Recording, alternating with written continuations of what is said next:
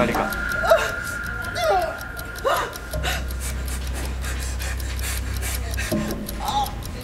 Ok.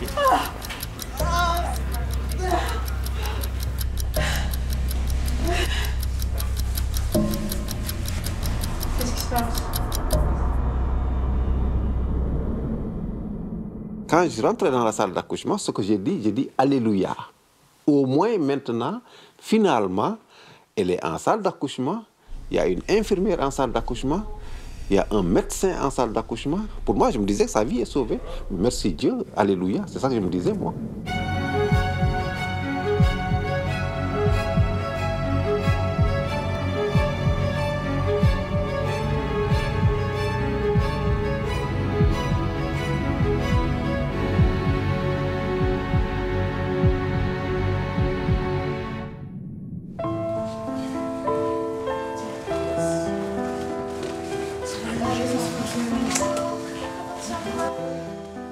À 36 semaines de grossesse, Christine Sasseville, 38 ans, maman d'Amy et d'Ali, s'apprête à mettre au monde son 3e enfant. Elle est 1 mois avant terme. Mais à ses yeux, ce n'est pas si étonnant, puisqu'elle a à chaque fois accouché avant la date prévue.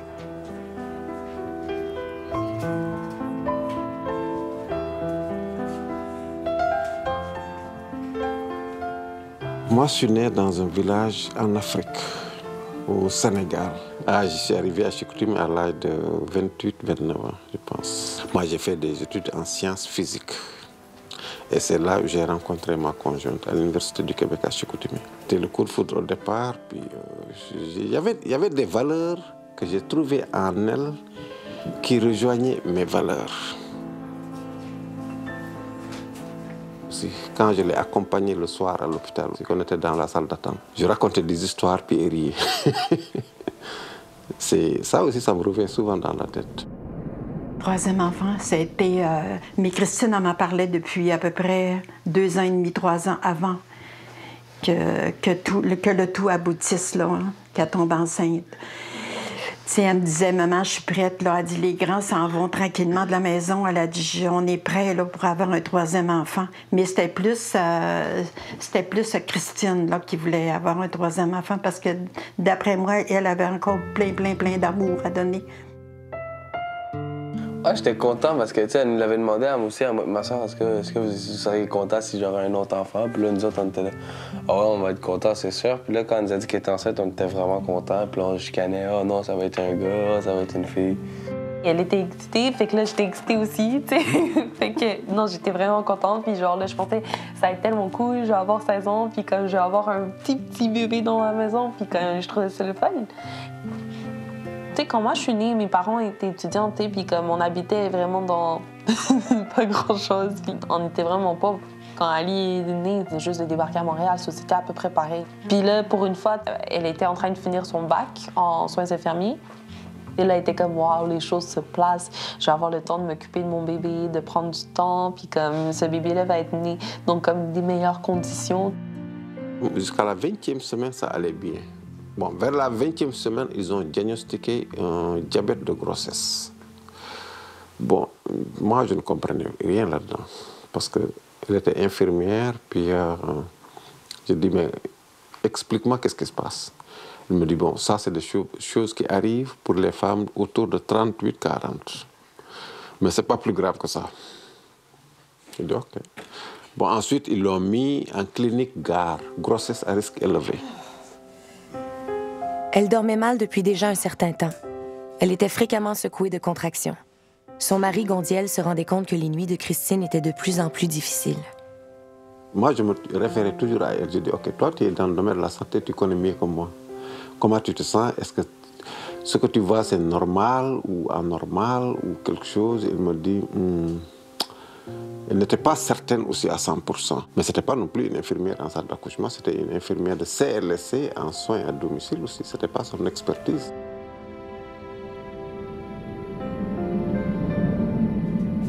Denise, la mère de Christine, décide de prendre ses vacances à Montréal. Elle aimerait beaucoup aider sa fille avant la naissance du nouveau bébé. Le jour de son arrivée du Saguenay, Christine a rendez-vous pour un suivi de grossesse. Denise l'accompagne. C'était la prise de tension. Elle était à 150.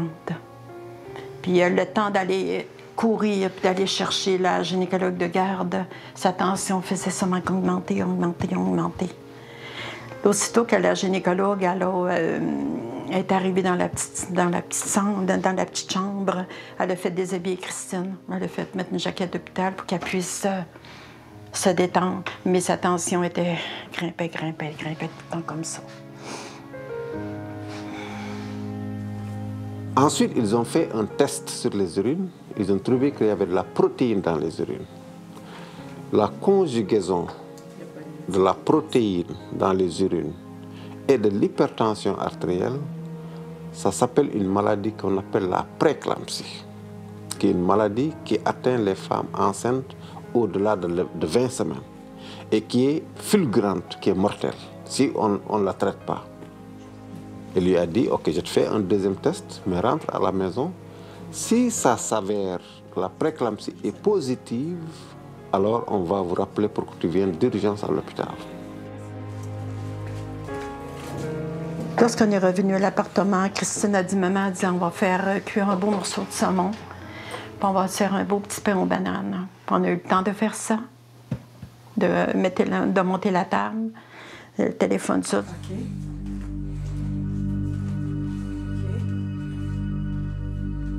Chez la gynécologue, il fallait qu'elle rentre d'urgence, là. Là, c'était pressé, là. La gynécologue a dit que c'était urgent, là.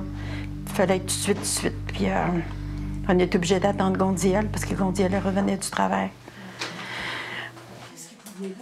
Là, j'ai pris dans mes bras, là, avant qu'elle parte pour l'hôpital. J'ai dit, Christine, j'ai dit, tu vas... Mamie, elle va être là, là. Elle va être là, elle va rester elle va demeurer à l'appartement avec les enfants. Là, je l'ai pris dans mes bras, j'ai dit, serré sur mon cœur. J'ai dit, ça va bien aller, Christine, tout ça. J'ai dit, c'est pas grave si tu donnes naissance à ton petit bébé, il va être prématuré, puis on va l'aimer 3 fois plus. Oui, qu'est-ce qui se passe? Ça allait à l'hôpital d'urgence, les tests, tout ça, il y avait pas ça. Moi, je suis arrivée, puis peut-être comme 15-20 minutes après, elle est partie. Genre, on s'est embrassés, on s'est serrés, puis comme là, elle était comme, ben, tu vas voir, quand tu vas pouvoir venir à l'hôpital, ben, comme tu vas avoir un petit frère et blablabla. So, là, j'étais contente, mais je comprenais pas l'inquiétude en général. Quand on est allé à l'hôpital, on a attendu dans la salle d'attente. Mais l'infirmière à lui a dit, il n'y a pas de salle d'accouchement de libre. Elle ne me l'a pas dit qu'elle était inquiète, mais je sentais qu'elle était inquiète.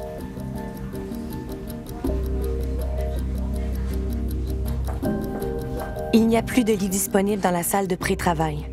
Christine devra attendre qu'une place se libère en salle d'accouchement dans une chambre de l'unité postpartum. Gondiel, pendant ce temps, se charge des procédures d'admission.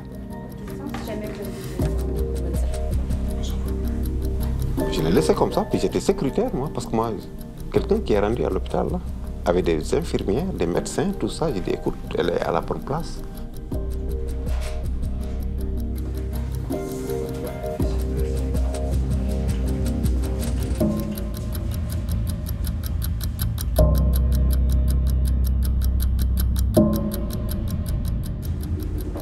L'infirmière de garde complète son quart de travail vers minuit et informe celle qui prendra la relève que la tension artérielle de la patiente Christine Sasseville est très élevée.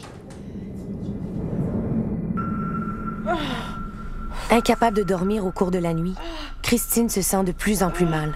Ses douleurs augmentent. Elle a de violentes nausées. Elle vomit. Elle appelle, mais personne ne vient. Au milieu de la nuit, une infirmière mesure sa tension. Le médecin consulté décide de ne pas intervenir, de maintenir le statu quo. À 7h15, la tension est très élevée. Néanmoins, l'infirmière ne note pas au dossier l'état de sa patiente. À 8h, une note est prise que la patiente ne va pas bien. Le médecin prescrit qu'elle devra subir une induction le jour même. Christine se plaint de migraines et de problèmes de vision.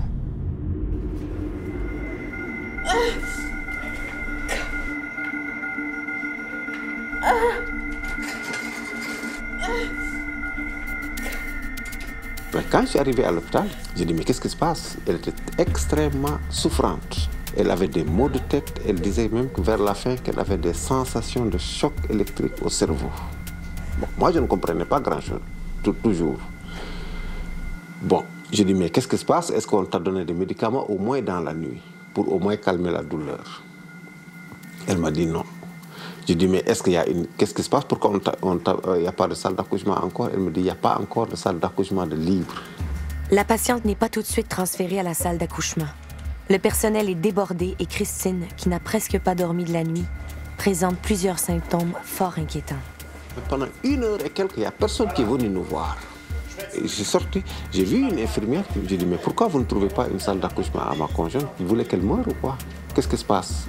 Elle m'a dit, mais prends une chaise toi-même, mais amène-les dans une salle d'accouchement. Bon, je ne comprenais rien. Je suis dans un hôpital ou quoi? Si j'ai pris la chaise, montrez-moi juste la salle d'accouchement. Où est-ce qu'elle se trouve? Moi, je vais l'amener moi-même.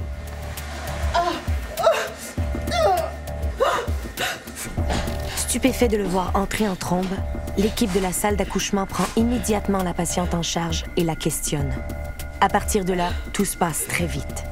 Le personnel médical semble avoir la situation en main. Le protocole de prééclampsie est mis en branle.